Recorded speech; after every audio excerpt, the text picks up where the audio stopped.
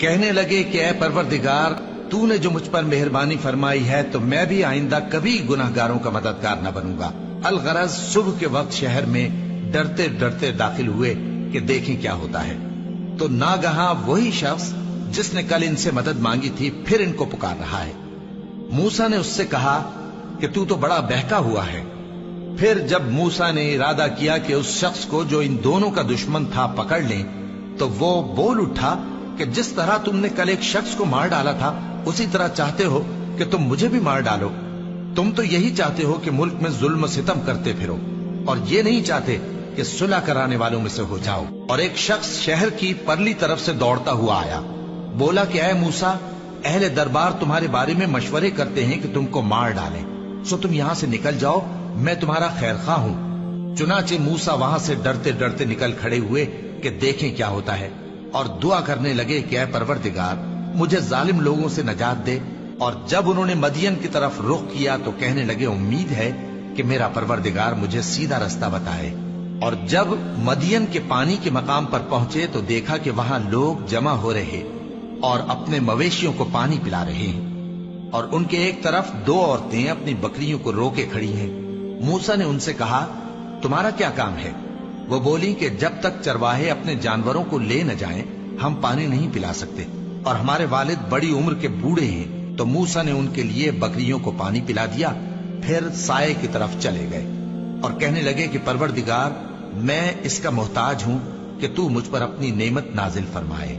تھوڑی دیر کے بعد ان میں سے ایک عورت جو شرماتی اور لجاتی چلی آتی تھی موسیٰ کے پاس آئی، کہنے لگی کہ تم کو میرے والد بلاتے ہیں کہ تم نے جو ہمارے لیے پانی پلایا تھا اس کی تم کو اجرت دیں۔ پھر جب وہ ان کے پاس آئے اور ان سے اپنا ماجرا بیان کیا تو انہوں نے کہا کہ کچھ خوف نہ کرو، تم ظالم لوگوں سے بچ آئے ہو۔ ایک لڑکی بولی کہ ابا، ان کو نوکر رکھ لیجئے، کیونکہ بہترین نوکر جو آپ رکھیں وہ ہے جو توانا ہو، امانت دار ہو۔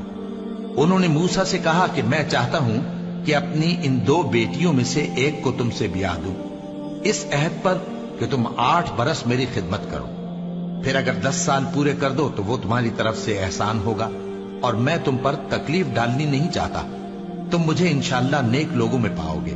موسیٰ نے کہا کہ مجھ میں اور آپ میں یہ عہد پختہ ہوا، میں جو مدت چاہوں پوری کر دوں، پھر مجھ پر کوئی زیادتی نہ ہو، اور ہم جو معاہدہ کرتے ہیں اللہ اس پر گواہ ہے۔ پھر جب موسیٰ نے مدت پوری کر دی اور اپنے گھر کے لوگوں کو لے کر چلے تو طور کی طرف سے آگ دکھائی دی۔ وہ اپنے گھر والوں سے کہنے لگے کہ تم یہاں ٹھہرو، مجھے آگ نظر آئی ہے، شاید میں وہاں سے رستے کا کچھ پتہ لاؤں یا آگ کا انگارہ لے آؤں تاکہ تم آگ تاپو۔ سو جب اس کے پاس پہنچے تو میدان کے دائیں کنارے سے ایک مبارک جگہ میں ایک درخت میں سے آواز آئی کہ اے موسیٰ، یہ میں ہوں اللہ، تمام جہانوں کا پروردگار، اور یہ کہ اپنی لاٹھی ڈال دو۔ سو جب انہوں نے دیکھا کہ وہ حرکت کر رہی ہے گویا سانپ ہے تو پیٹ پھیر کر چل دیے اور پیچھے مڑ کر بھی نہ دیکھا۔ فرمایا موسیٰ، آگے آؤ اور ڈرو مت، تم امن پانے والوں میں ہو۔ اپنا ہاتھ گریبان میں ڈالو تو بغیر کسی عیب کے سفید روشن ہو کر نکل آئے گا، اور خوف دور کرنے کی غرض سے اپنے بازو کو اپنی طرف یعنی سینے سے ملا لو۔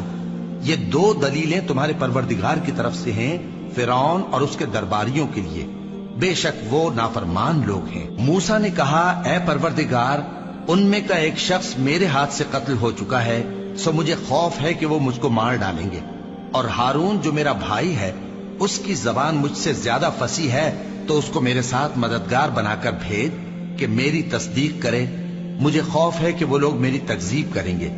فرمایا ہم تمہارے بھائی کے ذریعے تمہارے بازو کو مضبوط کریں گے اور تم دونوں کو غلبہ دیں گے، تو ہماری نشانیوں کے سبب وہ تم تک پہنچ نہ سکیں گے، تم دونوں اور جنہوں نے تمہاری پیروی کی وہی غالب رہیں گے۔